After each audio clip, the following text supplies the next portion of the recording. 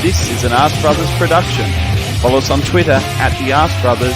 Get all our content on YouTube, Facebook, Spotify, and SoundCloud at Ask Bros. And if you like what you hear, don't forget to smash that subscribe button.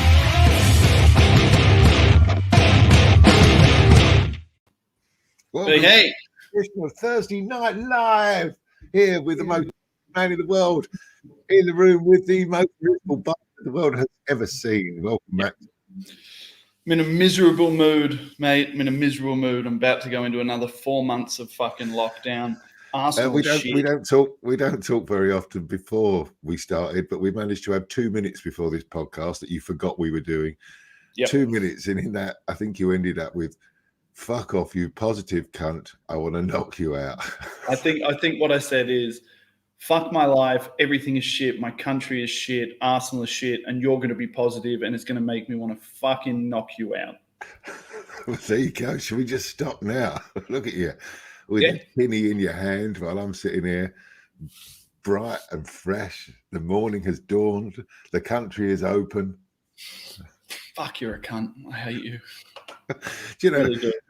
I mean, I'm surprised we're going at all. I sent you a message yesterday. Are we podcasting tomorrow? And then this morning when I wake up thinking, no, hasn't even bothered to reply. So I take that as a no. And this is your reply. You say something like, no, we podcast on Thursdays. And then a few seconds, fuck, it is Thursday. What's going on with your world? Mate, when you are locked down within an inch of your life, right, allowed to exercise outside for 1 hour a day, allowed to go 5 kilometers from your home, to go shopping once a fucking day, you lose all track of time and space, Darren. And I'm trying to run this fucking online program, so I've still got to do 2 days a week of work. I fucking pour big gin into smaller gin and then put that into a box with a box and then fucking drive it to people's fucking houses. So I lose track of time, Darren. I'm having a bad time, mate. Since we both last spoke last week, we've both enjoyed a birthday. How was yours? Many happy I didn't realize our birthdays were that close together. Exactly. Nor did I. With exactly 20 years, 2 days apart, 20 years apart. Is that what it is, yeah? Yeah. I'm 29th. You're what, 31st or are you first? Yeah. I didn't realize you were just 20 years younger than me. You look like a baby compared. Mate, I thought you were more than 20 as well. So we can meet. We're gonna meet somewhere in the middle there, Darren. Maybe it's all my years of fucking smoking and partaking in the scent of drugs that has ravaged me. Yeah, well, so this is going to be a strange podcast, I guess, isn't it? Because I'm still fairly positive after that disastrous weekend performance. Yeah, I think I named the podcast, Darren, "What Will Be," because it's very much how I feel at the moment. I took on board some of the things you said last week. I've got to admit, I do occasionally listen when you're talking, and I took on board some of the things where it was like, really, who does the negativity serve? Does it make you enjoy your football more to be negative? Is anyone actually fucking listening to you? Do you have a direct line to the Cronkies? What's the point of whinging on Twitter? And after the City game, I didn't really have a whinge. I didn't have a whinge. I didn't put something up on Twitter saying, oh, this is all shit, that's all shit. I think the only thing I put up on Twitter was, if you go aerial and 2-footed, it's going to be a red card all day, every day, which I still very much believe, despite the Arsenal army saying that, he got the ball. Other than that, what will be, Darren. It's set now. The transfer window is fucking done, and what we've got is what we've got. And we also spoke last week. You asked me a question, what would I do in the last few days of the transfer window? I said, as long as we don't sell Aubameyang and Lacazette, we would buy a right back. And the club, maybe we do have a direct line into the club, because that's exactly what happened. We bought ourselves a right back, same profile. We've bought a tall, white, Japanese Maitland-Niles, haven't we? Did you read? I only read his profile this morning. We bought a 6'2" right back that can play centre half, that can play centre mid. we just bought. Someone put up it wasn't my work. I retweeted it, but someone put up Rush Hour, Chris Rock and Jackie Chan, except they put Pepe's face on Chris Rock and they'd put, what's his name, tonkotsu, or is that a type of ramen? I've got no idea. I'm going to be... do you know what, Daren? For the rest of this podcast, his name is tonkotsu because that's what I've decided. Fine. I'm going to just call him the new right back. Okay. Yeah.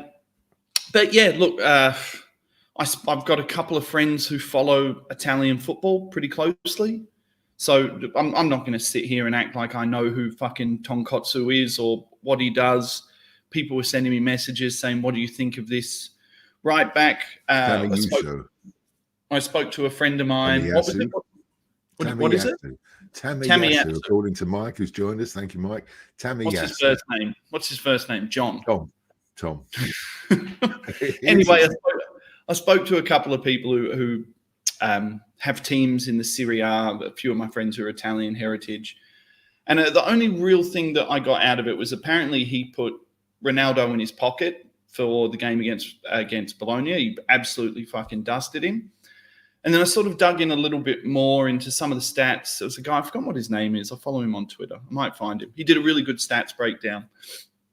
And so despite everyone sort of crying that we didn't get, everyone wanted Max Aarons, or everyone wanted this cunt with the funny fucking name from Brighton, 4'0" fast right back. Yeah. He was everyone wanted that fucker. Sean Wright Phillips look-alike, but a right back. Anyway, this guy put up this statistical review, Daren. I know it's a bit of a Moneyball approach, this modern approach, but for clearances, tackles made, passing percentage, and I think it was passes, final third entry passes, he would have had, if you take those stats and bring them across to our team last year, he would have topped any single Arsenal defender except for Tierney in every one of those stats. So if anything, the stats are telling us that he is an improvement on the squad. There seems to be a bit of a defender, isn't he? I mean, that's the difference. He's a defender. Well, he's not front-footed from what I understand, but he's very secure and technical. So, and apparently on Arsblog today, they did a comparison. I think Callum Chambers pisses all over him in all of the forward stuff. So it's an interesting one, but it sort of doesn't matter because I don't care about the stats. I'm looking forward to seeing a new player. It's sad that Hector Bellerin's left the club under a sort of bit of a cloud, really. He's not played. He's not said goodbye. I know he's only on gone out loan as well with no buying clause. So that kind of says to me that it was a bit sour, Daren. It was he hasn't bought in. I think he is one of these players that hasn't bought in. I think he's seen it all before. He's been around the clock. He's probably fed up. He's bottom of the league. Without kicking a ball this year, he probably just needs a new challenge. He's been at the club for 10 years. Hector Bellerin has always been one of my favourite players in the club. Never really quite achieved where we thought he was going to go. I think the injury knocked him back a bit. Dodgy ankles knocked him back a bit. Negativity under some managers, I think, knocked him back a bit. When he was under Arsene Wenger, he looked like he was going to be the next best right back in the world. I actually thought some of his best football was pre-injury under Emery. He really suited that Emery style of football. He was a passer. He was involved in that. I think he was involved in those. There were those 2 Ramsey goals in that last year that were both absolute worldy goals. 15 passes across the pitch. It's really sad from Hector because if you take me back through podcasts, I was one of the people early on who was saying Hector for captain. I was saying he was the person who was closest to captain material. He spoke well. He was obviously well respected and active. But I think he's just another one of those players, Daren, who maybe got caught out a little bit in not developing as much because he was so fast, because he was such a quick player. We've got a third. Scunny's in the room. Hello, Scunny. Hello, guys. How are you doing? Yeah, good, mate. Yeah, I was listening. I was listening in the background, and I had to come on because I was hearing you two completely slate this person's that Tomiyasu's name, and I thought I had to. Tonkatsu wasn't fucking far off, mate. Tomkatsu, that's nothing. Yeah, it's the type. His name's Takehiro Tomiyasu. It's not a hard one, really, to be fair, considering you slated the hell out of Ceballos' name, didn't you, when you first called it? You called it Cabellos and everything else. I thought it was Shebelos. Shebelos. That was Shebelos. Yeah. So I thought I'd have to come on and just correct you. I couldn't take it. I'm staying with John Tonkatsu. That's his name for me. And I'm going to call him the new right back. So there you go. What's the problem here, Scully? Can we just call him couldn't take it. Tommy Yasu. It's not a difficult. Tommy Yasu. His name's what I tell him his name is. This morning. I just watched 10 minutes of video clips watching him. It's so hard watching a right back and going, oh, yeah, he's good. It's good. It Look, is. come on in. Let's ask a question now. We've got some serious people in the room.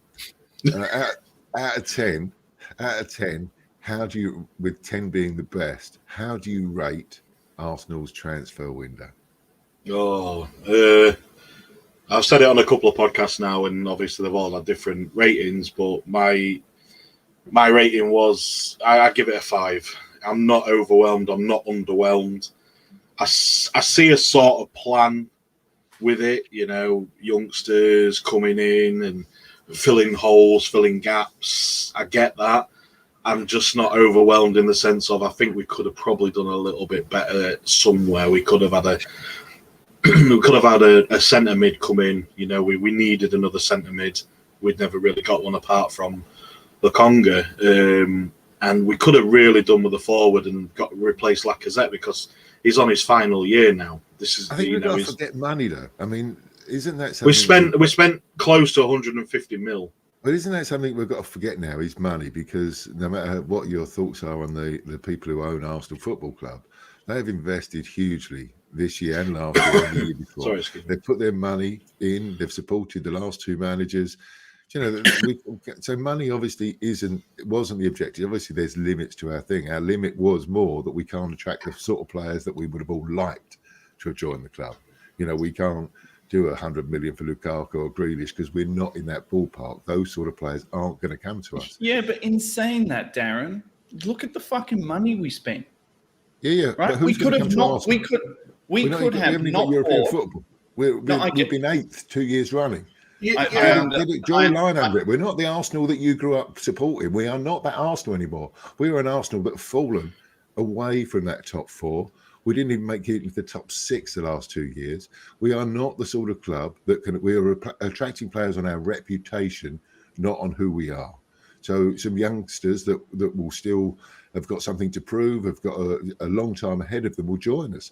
The top players in world football will not come to Arsenal Football Club whatever we spend. I mean, fuck me, we paid Mesut Ozil 400 grand a week. We pay our captain 300 grand a week. We are still capable, but we haven't got those players. We have thrown in a couple of short-term fixes over the last 5 years after years of mismanagement to try and, put in a Willian, put in a David Luiz to try and fix a problem. It hasn't worked. It's been a disaster. And now suddenly we've changed. We thought, well, this isn't going to work. Go on. I sort of disagree. I think we still have pulling power. We've got the history and everything behind us, and we have still got that. Although I do agree with you in a sense of, yes, the pulling power may have waned a bit over the last couple of years, but I think that's down to the poor management, like you say. And not only that, and I agree with you as well, and that's something that I've been mentioning quite a lot to other people about the Kroenkes. We've spent close to, 500-600 million in the last 5 years. That's a lot. That is a lot of money. It's a lot of investment. With nothing coming back in. With nothing coming back in. Well, yeah, this is the thing. Is the recruitment that's been the issue. We've had the worst paid people. Darren said this last week, though. There is no doubt that once we got in bed with those super managers and we cut some really, really bad deals, right? That Cedric deal is looking really, really fucking bad. A few of those deals, that Willian deal, Can I just add one to that, Max? I'll come straight back to you, but the one that I always had, Pepe. What a fantastic Pepe. What a fantastic player he is to watch. I love watching him play. I get excited every time he's on the ball. For 25 million, he would have been a fantastic signing. Do you know what, Darren? I would even go more than that. 77 Pepe. Or 70. I would even go more than that. I would say even if we played 35 million for him, 40 million for him, he still is a good player. But at 70 million pound with all these add-ons, it was a stupid deal. Somebody got very rich in that deal. Yeah, somebody got rich. And it wasn't the it wasn't the guy that we needed at that time. You know, we needed to be laying foundations and buying foundation players that were going to allow us to build up, because we didn't have the foundation behind him. He kind of wavered and waned. To just go back for one sec to, you know, what Mike was saying about us blowing all this money. I don't think that there's any doubt that I don't think that there's any disagreement, be it at board level or at fan level, that a lot of those purchases, the Pepe purchase, you know, I'll even go with like the Mari purchase, the Willian purchase, the Louise purchase.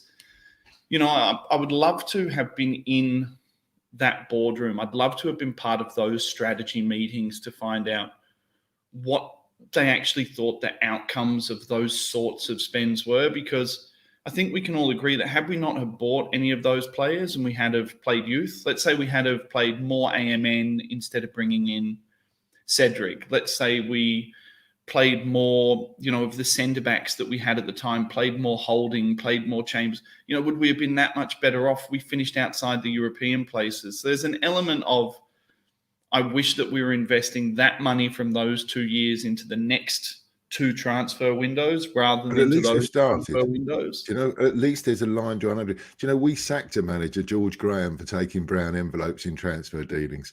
You know, real small scale. He was basically taking an agent's fee. When you look back on that, we sacked one of our most successful managers in the club's history at the time because he was making a commission on buying and selling players. You know, when you think about it, he was an agent. We sacked a manager for doing that. And then 3 or 4 years ago, we employed managers to do that. We employed a team of people just to do that, you know, just to get into that dodgy world of football. We made some terrible mistakes, and I can include in that the strange decision to employ a manager who's never managed anywhere before, and he manages one of the biggest clubs in world football. Strange decision. You know, I will say this, Daren, the way that we have spent in this window, as much as you can't look at those buys and say, oh, I can see real quality and that's going to drive us into the top 4, I think there's 2 caveats that have to exist there. And they're both things that you've said, and I fucking hate agreeing with you. You're such a cunt, right? But the first one is, it fundamentally draws a line underneath those signings, those Louise and Willian and Cedric signings. It draws a line underneath. You can see that there is at least a realization that is not the way forward. And I like that, right? So I'll give them a tick for that. It draws a line under that. The other thing that it does is it starts to build a new culture at Arsenal, whereas these players, these young players, are the ones who are going to move into those leadership roles and hopefully kind of carry the sorts of mentality and the sorts of personality that we're looking for over the next 3 to 5 years. What I will say is that fucking team is not going to get anywhere near top 6 this year. So anyone who thinks we're getting top 6, they just need to fucking park that and sit back. And that's why I named the podcast, What Will Be, Will Be. Honestly, what will be this year. We'll see how we go. No, I agree. The signings this season are for the next 2 to 3 years and not for now. And that's one of the issues that's another issue and why I've rated it so, like I say, a 5 rather than anything else, because this is just because we did need something for now as well. You know, if we're going to push for that top 6, we needed a couple of signings that are going to jump straight into the starting 11 and make a difference. We're not going to get that. This is for the future. It's not for now. As I mentioned last week, and now I've got another name to add it. All right, and you're right. I think we all agree this is the time we've got to dig in, and it's going to be 2 or 3 years' time. But you look at a side that's got Ramsdale. You know, these are all players that are on long contracts who are under 24 years old. Ramsdale, Tom the right back, Tierney, Let me put the washing machine on. Saka, Pepe. It might have been. I'm near a main road, so it could have been a motorbike or something. But Erdegaard, Saka, Pepe, Emil Smith-Rowe, Samuel Okonga, Partey, that's a core of a really good young side. Now, if we have the right manager in place to do something with that, I am so excited for the future. And for the first time in many years, I'm looking forward to watching Arsenal again. And I am a supporter, and I know it's been a really, really tough start, and watching them on Sunday against Manchester City or Saturday against Manchester City was heartbreaking to see how far we've fallen. It was heartbreaking. But that isn't the game that you've got to test these young players on. By putting a young manager in who's had no experience whatsoever, who's made a lot of mistakes in his first couple of years at the club, lots of mistakes, because the Willian deal, the consistency in playing Willian, the David Luiz, the Cedric, these have got Arteta on them. He is stained with them because was the final say. Can I just ask a very quick question? How many games does Arteta oversee now? Is it more than 50? Yeah, I would think so. Yeah. It would be more than 50. Yeah. Is there not? Is it not what? No. Something just came up saying that we weren't allowed to go to Twitter, which I think might be because we said cunt several times. I've never seen it before on StreamYard. It just popped up in the top right corner. Anyway, I don't give a fuck. Fuck you, Twitter, you fucking cunt. Yeah. Fucking take me down. Censor me, you pieces of shit. What the fuck was I talking about? Right, get your promotional head on. You were talking rubbish. Scunny, you got anything to add? I have in some respects. Go on, Matt. Was I not about to make a poignant point? You was going to make something, but I don't know if it's going to be a point or not.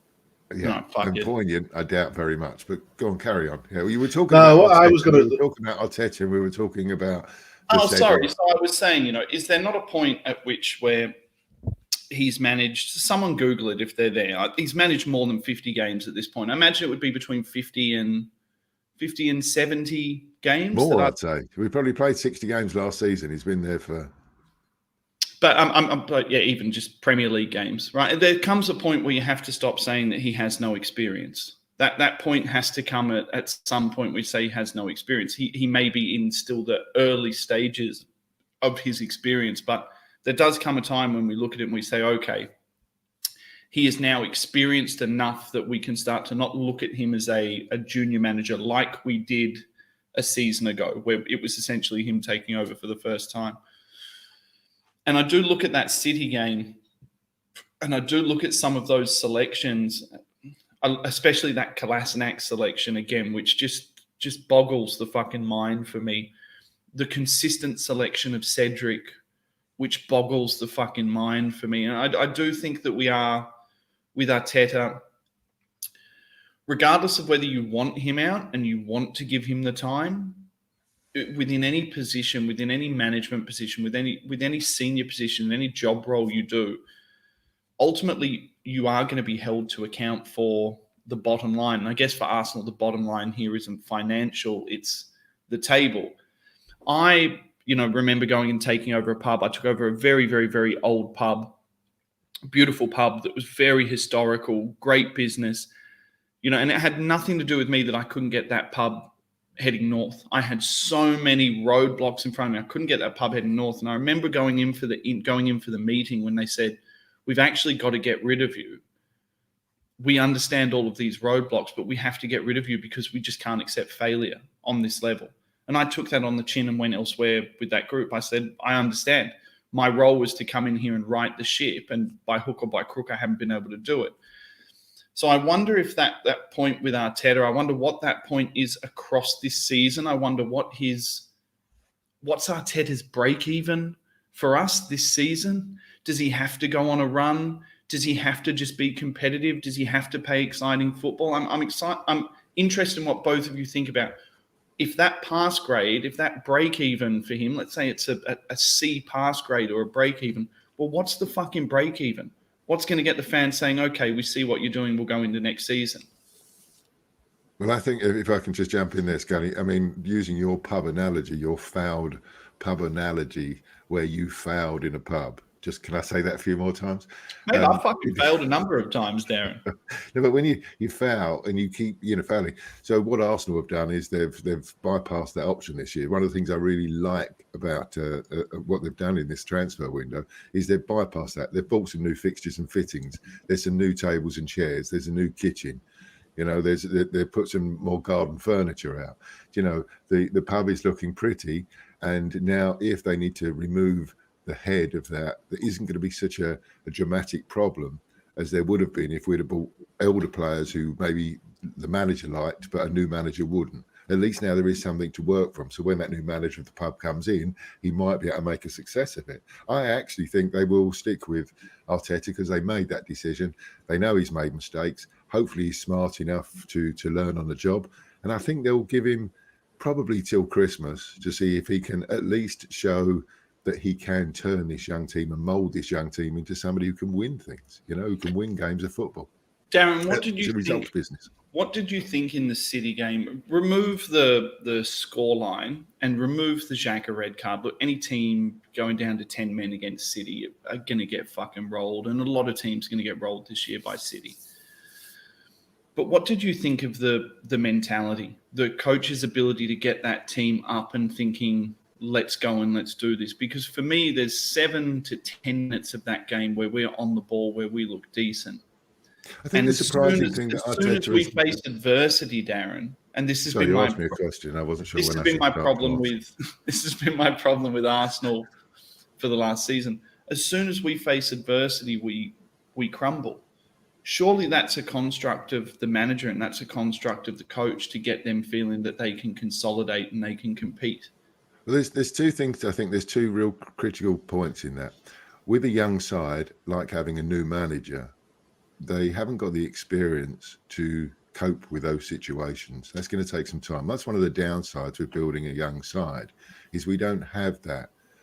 We might have some youth and some spirit and some enthusiasm, but we don't have the school of hard knocks to come back from adversity. That's something that's is going to take some time. And that's the thing. The thing that surprised me more about the way Arteta has approached this season, forgetting the Brentford game, but against Chelsea and Manchester City, to me, is almost like he's decided he's going to take them on toe-to-toe. He's going to take them on at their own game. And we went to Manchester City, and for 6 or 7 minutes at the start of the game, we were on the front foot, we were pressing, we were going to impose the Arsenal way of playing football on them. Whereas when he beat those sides, when he went on to win the FA Cup, he was far more pragmatic, and he decided that we weren't good enough, and he built a defence and he built a mentality that enabled us to soak up the pressure of those teams and hit them on the counter-attack. So that was the thing that surprised me most about the game against Manchester City, is he took them on, and when we went 2-0 down, those players didn't have a clue what they were meant to do. They didn't have that fallback situation where they would sit and defend and soak up pressure and just stop it being embarrassing. And that's the thing that surprised me about Arteta. He seems to have gone out this year and thought, right, I'm going to go toe-to-toe with Chelsea. I'm going to go toe-to-toe with Manchester City with a weakened side. And it was just appalling. Do you think that that's maybe built of the pressure from the Arsenal fans? Do you think Arteta might have taken this approach this year, having copped all that shit last year, because don't think they don't read the social media and they don't understand what's going on. I wonder if he said, well, no, I'm not going to go down, or I'm going to go down swinging. I wonder if that's what he thought in these two games, the Chelsea game and the City game. Let's remove the Brentford game. It was a strange game. But I wonder if in both of those games he just thought, no, fuck it. I'm not going to sit there and Muhammad Ali it and rope-a-dope it and sit against the ropes. I'm going to go and fucking George Foreman it and throw bombs. And look, he didn't land anything in both of those fights. Yeah, look, we haven't had a shot on target in an hour and a half now or something, 2 hours of football. So, it didn't work. The worry was there was no plan B. There was no, look, if we go down early, which can happen against Manchester City and Chelsea, this is what we want to do. There was none of that. There was no planning. And that surprised me, because he beat those teams previously by just saying, right, this is what we're going to do. We're going to sit, we're going to make them work really hard to get through us. And we didn't do that. We put 4 or 5 players running forward and looking good. I'm looking forward to seeing this team with some confidence once we do get 2 or 3 wins under our belt, because there's some talent in there. Doesn't Saka look good? Doesn't Erdegaard look like he's added some confidence to that side? Pepe looks like he's started the season really well. Aubameyang is flying. We haven't seen the best of Thomas Partey, and in pre-season he looked like he was going to be good. Sambi Lokonga looks, and I'm not going to say he's the new Vieira. Fuck no, I'm not going to say that. But he has that athleticism that I saw in a young Vieira that gives us some movement front to back, which we haven't had. The defence is a fucking nightmare. Can I just before you do this, I'm just going to answer quick as well with one of them things. The problem is that I'm finding with Arteta at the minute, and you sort of got it at the back end of last season, his tactics seems to have just gone non-existent. And Daren mentioned it earlier. The players just don't know what they're doing. They're looking at him. He's waving his arms. He's shouting and everything else at the other, the sidelines and everything else. And you can see it. And I saw it when I went to Man City. I saw it there. The players are looking at him and they're looking at each other and they're just like, what? They just don't know. They haven't got a clue what they're doing. They ain't got a clue where to go. They haven't got a clue about anything. And I think that's the main issue at the minute with Arteta is his tactics are just non-existent. Like, again, to what Daren said earlier, we went out, we've beat them teams already. We beat them last season, points in last season. We went out against Chelsea and we drew. I think we drew one of them, against Chelsea. Them home and away last year. We beat them home and away last year. Well, this is what I mean. And it's just like, well, I just don't get his tactics at the minute. It's just non-existent. And we can see as fans, we can see that these tactics aren't working. Whatever he's doing are not working. And this is what frustrates me more than anything with him as well at the minute, because when you see players like, I know Leno gets a lot of stick for being a keeper, that he can't play it really out from the back. He's not a one to use his feet. You've got other players as well, like Xhaka has been used as a defensive mid. He's never been a defensive midfielder. He's more of them ones that I'm not entirely sure what Xhaka does do, but I know he's not a defensive mid. But he's misusing players at the minute, and this is my biggest issue. It's like you're not playing to the players' strengths. You're trying to change these players in the sense of they don't know what you're trying to change them into, and that's my biggest issue with Arteta, and that's the reason why I'm always been like, I've never been convinced by him. It doesn't matter what he does for me. I'm never going to be overly convinced by him unless, like they say, these big things changes. I know we're going to be in it for the long term now. He's built a young squad. So with all these signings, he's built a young squad. So I know we're in it for the long term. So I'm not going to sit here and say Arteta out all the time. I'm not going to be that person. I'm going to just sit here. I'm not going to be a told you so person either. And I think me and you have mentioned it a few times, Max, is you need to start proving us wrong. You need to start proving us fans who don't believe in you and what you're doing. You need to start proving us wrong. And the time is now. You need to start silencing the critics, Mike. And there's nothing that silences critics like winning games of footbtle. It's not just winning games either. I don't even care if we lose games. It's being competitive. And I think that's what I said to you after the Man City game. I said, I don't give a flying fuck if we go and beat City. I didn't run into that game thinking, we're going to go beat City. Yeah. But I just wanted to feel that my club had enough passion and enough pride and enough about them to go out and compete. And if they lost, I wanted them to... It's like an old gladiator term, isn't it? They used to say to them when they went out, die well, right? Don't just die, but die well. Make sure you put on a show, make sure you put up a fight. The guy's 6'7" and he's going to beat the shit out of you, but die well. And I just feel like Arsenal right now, they're dying badly. Again, I completely agree. Remove this is where it comes. Game, I'm with you on a lot of things, mate. It's not just about losing. Losing to Brentford's one thing, yes. Like I say, that will happen at some point in the season. Someone else will lose to Brentford. Another big club, another big team will lose to them at some point. It's a given. Shit happens. That's the way I see it. But again, when we went into the Chelsea match, when we went into the Man City match, I didn't hope for anything. I didn't think we was going to get a result out of it. I was in the back of my head. I thought, we might nick a point if we play well. We'll nick a point.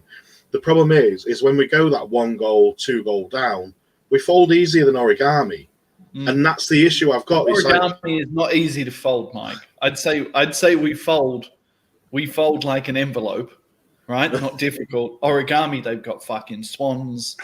You can make a fish. It's very difficult. Fucking John Tonkatsu, our new fucking right back, will show you if you send him a DM. Well, anyway, I'm never any good at these anecdotes. I've never been any good. But anyway, to me, we're folding easier than Origami because it's like, Origami's hard. We're folding easier than Origami. You can fold a piece of paper. It's terrible. It's that we need to start fighting. And this is what you were saying a minute ago. I don't care if we lose. I ain't got an issue with that as long as we go out fighting. At least have the chances. At least get a bit more possession than 19% at Man City. I don't think at least get a shot on goal. That's the issue. I don't think that fans leave football stadiums, start watching the fucking golf instead of watching the game for, until the end of the game. I don't think fans do that because they're losing. I think fans do that because they've lost the ability to believe that their players are still putting in. I mean, and going down to 10 men and 2 goals down, we're talking about huge mental ability to actually be able to stay in the game and retain some kind of pride. But I think that's why you saw people leaving, and that's why so many of us, turned off. Mike, were you at the game were you actually at the game at City? Yeah, I was at Man City, and I'm not proud of it, but after the 4th goal went in, I left. I had my lad with me, and even he was getting a bit like it was his first ever Arsenal game, and I've got no issue with that. I know. And what we didn't see was the commentators, and this is just something we've got. By the way, I just want to mention that Guns and Yellow Ribbon said he's Origami, our new Japanese player. Which, after listening to Maximi's pronunciations of his name, maybe he could be. It might as well be Origami, yeah. But the commentators I think it was McManaman and can't remember who the other one was, but they had it in for Arsenal from the first moment. Against the West Brom game where we won 6-0. Danny Mills was the co-commentator on TalkSport, and they've got this, they were so upset that he didn't have an Arsenal defeat to talk about because that's what he predicted in the morning, and that's what. And I found with the commentators throughout the Manchester City game, it was just let's just slate Arsenal. How terrible Arsenal are. Do you know that first cross that Leno might have got to, that Chambers should have got to at the far post? If that was Bergkamp or Henry or Pepe had put that ball in, we would have said, what a fabulous ball. He's just teased it high enough to the back post to outdo the goalkeeper, take the goalkeeper out and 2 defenders out of the way, and left a 1-on-1 on the back post. It was a great Manchester City goal, and yet you would have thought that it was the worst bit of defending ever. I just think that there's such a desire for people. Defending. I mean, look, I'm not saying our defence is good. This isn't. We was pretty much where we weren't far away from where that happened. That cross came in. There was me and Fergus from Guns and Yellow Ribbons. He was a couple of seats behind me, and a couple of other people that we know. We weren't exactly far away from that action, and the cross that came in, yes, as good as a cross as it was, it could have been defendable. Chambers just didn't read it. He was well underneath. He was well underneath it. So it was poor defending, but by all means, I agree with you. Yeah, it was a great cross. What I'm trying to say is that there is a movement from everybody at the moment. It's the Adrian Durham school of commentating, where they are just looking now to pull us apart. Well, Danny Mills hasn't got over the fact that Thierry Henry embarrassed him, has he? Let's face it. He's never got over that. We're an easy target. You look at all media at the moment, not just sport. It's all about headlines. It's all about clicks. So if you've got someone who's heavily underperformed, I was talking to my friend who's a big Man U fan the other day, and he said it happened to us at Man U 5 years ago. Everyone wanted to shit on Man U. Everyone wanted to go after Man U. Arsenal's the bunny at the moment. And just to go back to something I said earlier, if you want to stop being the bunny, go and win football games. That's all I have to say. Go and win football games. The first 3 games of the season are fucking done. We've got to go out and you know how, Daren, you said that what Arteta wanted to do was he essentially wanted to go out and go toe-to-toe with these big clubs. Well, I fucking hope he does it against the mid-table clubs, and I fucking hope he does it against the bottom-table clubs. Because if he then goes to these other teams and doesn't play that aggressively, then I think that he's a fucking lunatic and he's trying to go toe-to-toe with clubs who are going to pull his pants down and spank him. And if he's not going to do it with other clubs, then he's got an issue. I think what we're all looking for as fans at the moment is we're looking for identity. We're looking for something where we can say that's Arsenal, or that's the new Arsenal, or that's the way we're going to play, or how we're going to react when we go a goal down, or what we're going to do. And unless I kind of hope that this first couple of games is Arteta actually showing a bit of balls, not the opposite. I hope it's him saying, no, we're going to go out and this is Arsenal and we bought the players and I believe in the group and we're going to compete and we're going to be aggressive. We're going to be aggressive, and if we get touched up, we get touched up, but we're going to be aggressive. I hope this is him saying, I don't want to play a back 3 and play on the fucking counter attack and have 3 holding midfielders. I want to go out there and I want to progress the ball. Because if that's the way he wants the club to look over the next 2 years, then he has to start projecting that opinion now. That's what he needs to start projecting to his players. This is the way we're going to play and this is the way we're going to compete. I hope that's the case. I don't know whether that's going to be the case. I hope that's the case, but we need at least 2 wins out of the next 3 games. Otherwise, we're going to be so down on confidence that I don't think it will matter what the manager is saying, because the confidence will just be aborted from this club. God, I feel depressed. I mean, but you are just stating the bleeding obvious. Win a few games, it'll all look better. We're always 3 defeats away from a crisis. You know, I mean, that's just the world that we live in. I guess what I was trying to get to is there's this projection from everyone that everything's terrible. And yet I actually think that, you know, this is an exciting time. I haven't enjoyed watching Arsenal for about 6 or 7 years. And I'm, you know, obviously I've been watching them for a long, long time. I haven't enjoyed it for all the reasons. I just haven't felt that we were getting anywhere. I never felt we were competing. At least now I see that there's a plan. And I'm not saying that Arteta is the manager who's going to take us forward to do this. I don't know. The jury's still out on him. All the things that you said, Max. Yes, he's got to start winning games. He's got to start projecting it. As we had a comment in, I think, from Fergus, where are the goals going to come from? You know, we there's lots of things that got to be proven. But at least I look at that side now and I name that side of young Tom the right back, Aaron Ramsdale, Ben White, you know, Tammy Lokonga, Thomas Partey, Saka, Emil Smith-Rowe, Pepe, Erdegaard, Tierney. That is a huge core of really young, talented players who, you know, they won't all make it. They won't all progress. They won't all get better. We've seen that with enough players in our history that know that some don't get any better. You know, Jack Wilshere was going to be the best player in the world, in my opinion. Injury and things made it didn't happen. Theo Walcott, when he joined us as a kid, you know, turned into an embarrassment of a player that can't get a game in Southampton's reserves these days. You know, there are lots of things we know that won't happen. But with that core of 9 players, if you can get 4 or 5 of those to progress and get us up the table, then I think it's exciting. And I'm proud of you going to Manchester City, Mike. I like the fact, you know, I wish I could go myself, because now's the time I want to be at every single game because I'm a supporter. And now there's a lot to get behind. And of course, results make things better. Losing games doesn't help. But when I listen to the outrage from Arsenal fans about Arteta and the stupid people out there, Arteta may not be the man who's going to take us forward. He may not. I've never been completely sold on his appointment either. But let's see what the club's trying to do. And the owners have been fantastic. You know, the owners have been fantastic in this really tough time. And we have bought some really good quality young players. And we've extended the contracts on our really good young players. And I mean, guys, Emery took us to, what was Emery's record? Was it 15 games without a loss in the Premier League? 20. 27, I think he did, didn't he? Something like that. 20 odd, yeah.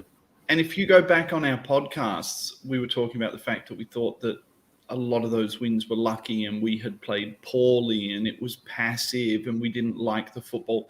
And that's sort of where I'm buying into a little bit of what Daren said earlier, that I do hope this is Arteta projecting a different mentality on the club, because you can go and win football games being negative. I mean, Burnley's managed to fucking stay in the Premier League for however many years now, playing the most negative football in the world.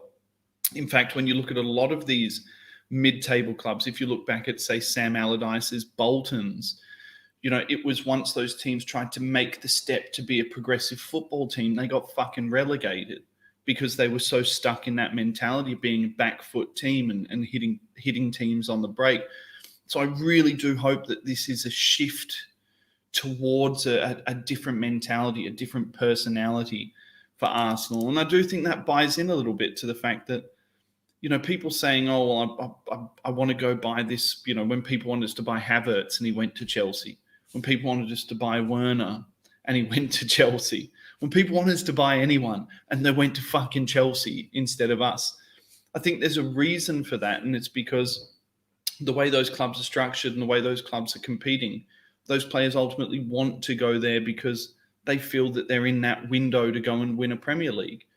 We're not in that window to win a Premier League. I mean, right now, our best fucking case scenario for this year is that we are competitive for a Champions League spot. I'm not saying make a Champions League spot. Our best case scenario this year, and I mean something that is genuinely attainable, is that we can be in and around those 5th and 6th positions, knowing that we can then build into the next year and provide a platform to allow us to go and buy better players. So I don't think it's all fucking doom and gloom. I don't think that it's worth, being online and crying out, fuck this and sack him and do that. But in saying that, I do think that everyone has a shelf life, and that if you look at Arsenal as a pub, at some point Arteta's got to get that pub facing north. He's got to get it profitable. No, I agree, and I was talking about this the other day actually as well. To be fair, with this team that is assembled now with these young stars and stuff, he should really be challenging for a top 6 place. Yeah, we might not hit top 6, but we should be up there challenging for top 6. Mike, if we start losing to Evertons and Wolves, and teams around, I think that's when the panic button has to get set. Yeah, not losing to Chelsea, who've just brought in 100 and whatever. Strangely, I think, and it shouldn't be this, especially after what I've said, but I think the Norwich game is possibly the most important game this club's had in 6 months, because I can agree with that. I think it's not just Norwich. I think Norwich and Burnley. Yeah, the next 2 games are definitely the most crucial. I'd take the Tottenham one out of it for now. Okay, it's a rival. It's it's a North London derby, but anything can happen in a derby. You can't count for anything.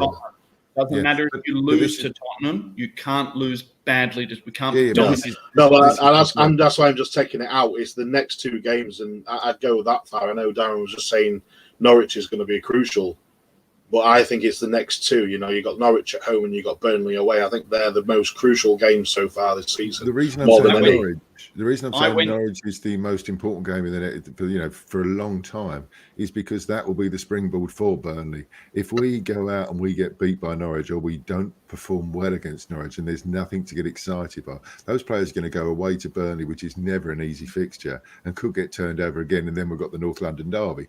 So that's where I'm talking about. Norwich is so important because not only do we need to win with some style.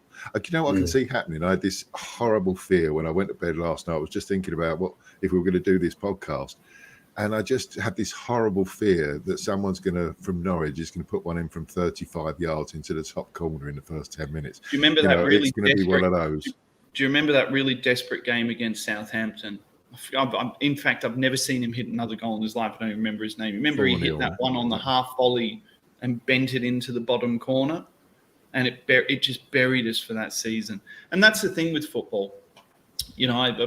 A lot of people I know who don't watch football, who watch higher scoring games, fucking, basketball and rugby, they don't understand football. And the whole preface of football that I explain to them is that literally anything can happen because it's such a low scoring game. It only takes one moment, one kick, one thing that you've never done before, one guy to run onto a ball and strike it and cunt one and put it top corner. And that's the problem with the position that we find ourselves in with 3 losses from 3 games and no goals. It means that we don't have the ability to be able to have something happen that is out of this world that essentially buries us. Like we now don't have that ability. Had we have gone out there and won on the first day of the season and lost these 2 games, I know it's only 3 points, but the pressure would have been off massive. The pressure going into this Norwich game on the manager is just huge. He's got to get these guys up. He's got to put out his best 11. He's got to decide what that is, who's fit, go out and fucking do them.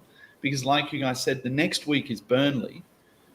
And then the week after that is Spuds. And I was looking at Tottenham's, I was looking at our squad and Tottenham's squad today. And I don't fucking care what people like fucking Danny Murphy say, or that fucking cunt fucking Tim fucking Sherwood with his fucking crackhead eyes and his cunt face. I don't fucking care what they say. Ban me, Twitter, fuck you. I don't care what they say about picking like 10 Tottenham players to, the combined Arsenal-Tottenham squad.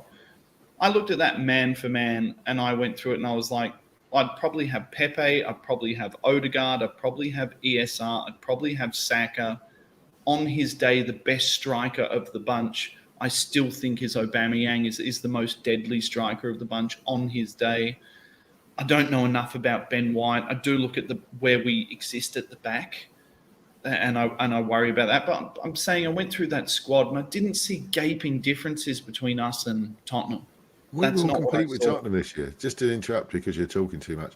We will compete this year. We will compete. We will. We have got an equal squad, or as good or better than Tottenham Hotspur. We have. We have an equal and better squad to Everton. We have, even with all these young kids, we are as good as. We just have to turn that into results, and we haven't. Can I just say this quickly to Fergus, Daren? Kane and Song better than Oba is fucking garbage. Fucking garbage statistically. Aubameyang is in the top 3. Granted, last year he had a poor year. He's in the top 3 fucking strikers on the planet, top 5 strikers on the planet. So I don't believe that they're better. I believe they're successful in their systems. Is allowed an opinion, and just to suddenly stop while we're in mid-flow to talk about something that's coming up on screen because you don't agree with it. It's just your opinion against his. And seeing I was talking, that's far more important than the pair of you. And now I forgot what I was going to say, but it was probably very insightful, very funny, and very good for the listener. Very positive. Yeah, but it's always positive. My glass is brimming over when it's half full, and Max is, he's got a big crack in the bottom. No, mine is a drunk pint of Guinness, Daren. As the head of the Guinness kind of claws to the edge of the pint glass. An old pint, it starts to become slightly solidified, like the skin off a custard, Daren. The skin off a custard. That's my pint glass right now. Okay. Well, on that beautiful note, I forgot what I was talking about now. I'm old. I can't keep me train of thought. We were talking about Norwich, weren't we? We were talking about Burnley. I forgot where we were going. We were talking about Arteta. Where were we? Come on, help me out. Talking about Tottenham, what's going to happen against Tottenham? Tottenham. We will compete with those. We have got an equal squad, and we are 3 games in, and we have played away at the champions and at home to the potential champions. So look, let's not get too downhearted. The season is 38 games long. Spurs have had 3 1-0 victories and are at the top of the table. Very, very surprised they beat Manchester City. The other 2 games they were embarrassingly bad, but managed to nick 1-0s. We would have taken those 1-0s, wouldn't we? We would have taken them. We need the points. But that's where they are. Tell me we're not better than West Ham United. We are better than West Ham United, but we have to show that in results. We have to prove that. Man for man, we are as good as them, and we will be better than them again. We are better than Everton. I think the only teams that, United have improved greatly. I'm not sure how far behind Liverpool we are. They were poor last year. We're not that far. We won our last 5 games of the season last year, had a very good record from Christmas, and suddenly we've played the champions and the potential champions. We've lost both those games, and we're all worried about not finishing in the top 6. I can still see us finishing in the top 6. I can see us sneaking to compete in the top 4. I think it'll be a year or two away. I think we're a year or two away. I think you're going a bit too far there. Not this year. Maybe, but you've also got to look at this. Well, you got to look at it in this sort of sense as well with the squad that was just been built and everything. Do you think this squad's built for Arteta over the next couple of years, or our next manager that's going to come in? I think it's built. Despite it's not built for Arteta. It's built to be foolproof, fail-safe. It's a squad that's been built. So if a new manager comes in, he's got a lot to work with. I think that's. And I think Arteta's aware of that. I think Arteta as well. But I also do believe that they think still that he is the manager that can do it. And it's for that reason, Daren, that people calling for Conte, it will not fucking happen because they've just invested over the last 2 years, 250 odd million pounds in the last 2 years into someone who's going to develop a squad. If someone like a Conte comes in, he will not come in and develop a squad. He will want to come in. You're talking about something that's not going to happen. You're right. The fit isn't right. He wants money spent and he wants instant success. This isn't. This is a project. I think that there's more chance of us getting the Graham Potter than it is of getting Conte. That's the sort of squad that we're building, isn't it? It's a development squad, and we're looking for somebody with some history of that. Let's hope that Arteta is the man. But we haven't. When Arteta got the job, I said give him 3 or 4 transfer windows to build his own team. This is his own team. This is his season to prove himself. He hasn't had this team play for him yet. He hasn't had Thomas Partey. He hasn't had Sambi Lokonga. He hasn't had Tom the right back. He hasn't had Ben White. He hasn't had these players all play together yet. Let's see how he does with this team. And, we're not going to get relegated and we might not get top 6. But this is the year where he has to prove whether he's good enough to manage Arsenal Football Club. And, my question is, if we are in, and this is purely hypothetical, right? If we are in between 10th and 14th at the turn of the year, if it ends up being a disaster between 10th and 14th by the midpoint of the year, is that it for him? I'm not saying you're saying, look, get fucking rid of him, do this. But if we have a repetition of last year with the investment that we've had this year and he can't get the team moving forward, is that the point where we pull up stumps? I'm not saying it's tomorrow. I'm not saying it's in 2 games. I'm not saying it's in 5 games. I'm saying at the turn of the year, if we're in the same position as we were last year, does it not matter that it's Arteta's long-term project? Because purely the mentality around the club would be so degraded. I think by the turn of the year, we will know. I don't even think it will get that far if results don't improve. You're saying if we're 10th and between 10th and 14th at the turn of the year, I think we need to be better than that. We need to be back. The levels will find a natural position. We are not a bottom half of the table side. We have got some great players. If by Christmas we are 10th to 14th, no, I don't think the manager will be there, but I don't think it will get that far. I think if we lose to Norwich, I think if the results don't improve, I don't think they'll listen to the fan reaction, but I just think they've invested another £150 million, and if they don't see any return of that investment, then a change will be made, and Arteta will accept that because he will have fouled. Frank Lampard got sacked at Chelsea when I think they were in 4th position in the table. They sacked him, and they're very harsh down the road, but they got in a manager who went on to take that same group of players to a very strong finish in the Premier League and then winning the Champions League. So this club, they won't let it just drift, but let's at least give him an opportunity over the next couple of months to see what he can do with this team. No, I completely agree. And at the end of the day, football's it's a points business, isn't it? That's what it is. We've got to get the points. You've got. Well, as a manager, he needs to get the points. And like Daren said, if he doesn't get points over the next, say, 3 games, and we're still bottom of the table, even after the Tottenham game, I think it's going to make it. Life's going to be very difficult for him in the boardroom with the owners and the board.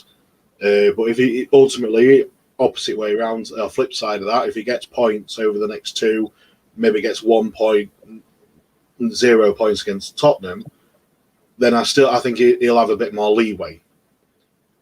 I agree. I completely agree. It's a results business, isn't it? You've got to get the results to keep your job, and if he's not going to get the results, then it's not going to end well for him. Yeah. But if he can span out a numerous amount of results over the next, over up to the Christmas period, and if they're good enough, and we're in the top half of the table, with maybe 8th, 9th, 7th, 8th, or 9th, I think he'll be all right. I wouldn't care if we were 10th, if we were 3 points off 6th. Do you know what I mean? It's about being. Well, I know. That's what I mean. It's a results business. It's about the points. Yeah, it's a results business. So at the end of the day, if he's not getting the results, life's gonna be very difficult for him, and I can't see him lasting long if he's not going to get the results. So if we just take these 3 games that have gone now, they're gone, they're done. We've had the transfer window, it's finished now. Like Daren said, he has got his team now. There's no more excuses for him. He has got his team. Everyone is pretty much due back, apart from Xhaka, who's got his 3-match ban after the end of the international break. Everyone is due back. He's going to have his full squad ready, available for him at Norwich. So he's got to have his first 11 now. And I think Fergus mentioned it earlier on in the chat room as well. He needs to have a first 11, and he needs to stick with that first 11, I think, more than anything right now. Because as we see over time and since Arteta, we've never known what the first 11 is. Now, he has got his team. He needs that first 11. He needs to set it in stone what his first 11 is. And then we need to start moving on from there. So we'll hopefully see that at Norwich and Burnley. Mike, that first 11 need to own that first 11, because you cannot have a fucking first 11 if players are so fucking far out of form that they can't hold that position. You're essentially stuck. No, I agree. No, but look, we're saying we want him to see it. I understand exactly where Scan is coming from, because we don't know. He made so many changes. It's been so, but I mean, to get your point there, Max, we have got a front line of Saka, Pepe, Emil Smith-Rowe, Ødegaard, Aubameyang. One of those is going to miss out every week. You know, well, no, but those, I think we have got a great front line. Yeah, but that's the issue is they're just not scoring, and this is one of those will miss out though. There will be a time. Oh, well, more than one will miss out. I didn't mention Lacazette, Martinelli, but Pepe, Emil Smith-Rowe, Saka, Ødegaard, Aubameyang. One of those won't play because you can't play them all. So, but I understand what you're saying about a front 11. Just a couple of the questions that came in. I can't even see who it was. Oh yeah, it was Guns in Yellow Ribbons. Hypothetically, who's going to be the next manager? Don't want to get into that. This is we're just talking about, let's give this team, let's get behind them. I don't want to speculate on the next manager is. I want theoretically, Daren, it will be the best possible person that is available at the time who fits the mold. You can't let's not talk about it. This is a time where we're not. We've all said we know it's a results business. We know. Let's get behind and see where we are in 2 or 3 games time. Let's take the view then. Let's not take it now. Cam's asking, what do we think the best 11 will be over the next few months? Who would you be choosing? Daren and I spoke about this last week. I still think that the way that we're built is for a back 3. I still feel that's the way we're built. I feel that's the way we'll play best moving forward. I hope that Arteta's willing to move between a couple of different systems. For me, the best defenders we've spent the 50 million on Ben White, so he's got to be there. Gabriel, who I had quite big question marks about last year, despite everyone sucking his dick, looked a bit square for me, looked a bit like he should have been red carded a few times. I think he'll be there. I think obviously John Tonkotsu is going to be there. Obviously Tin is going to be there. What I'd really like to see, what I hope, is that Granit Xhaka isn't going to be there as the first name on the team sheet. I think we're all there's a big silver lining with Xhaka's sending off against City is that choice. He's taken that choice away from what I hope, Daren, is safety of Granit Xhaka, and now it looks like he will have to play. Why do you ask a question then talk all over me? Well, that's what I do. I'm just saying what. Yeah, I know. Well, stop. Yeah, it's not good to listen to. You can't listen when more than one person is speaking at the same time. But remember, it's a podcast. Have you ever listened to a podcast when you got 2 voices going on in your head? Okay, and when one of them's yours, it's fucking annoying. All right, it's like fucking annoying. It's like tinnitus, we're at the nth degree. All right, so just shut up for a minute. So with Xhaka being out of the picture, that sort of forces his hand not to take the safe route of Xhaka, and we might just see Partey and Lokonga, and if they play well together, then that will solve a lot of problems, Anyway, look, we're done now. I know there's some questions, and I would actually like to talk about team, but it's up past 10. I've got to go to work. I've got to earn a living. This is my plan. So look, guys, if you want to carry on, that's fine, but I unfortunately have to leave you. Thank you, everyone. Do you know, you only gave people an hour's notice and there's a fucking million people listening to us. See? It's me they listen to, Max, not you. It's all those people, Daren, who just tune in to hear me call you a cunt and to hear you complain about me talking over the top of you, and for Scunny just to sit there stoic, as always. Mate, they only come to see me take the piss out of you sometimes. That's all it is. Look, John Tonkotsu is going to be a superstar. That's all I'm going to say, boys. So you call him what you will. We will be back. Origami. Yeah, folded like highly technical origami. We've had more people in the room in the last 3 minutes, so we're fucking ending now. So you missed out. I've got to go to work. It's 10:30 on a Thursday. I've got to go to work, you fucking Australian. Fucking, if you'd have been ready on time this morning, if you'd have let me know yesterday that we were doing this like I suggested, then we would have been done early and I could have gone on for an extra hour. But Daren, the optimum listening time is an hour. It was Wednesday. All of those people listening now can listen on the podcast. They can listen to what they've missed. Like, subscribe, do things. And remember, if you really, really, really want to abuse someone, emphasize the T on the word cunt. Fuck, I pressed the wrong button. Cheers, mate.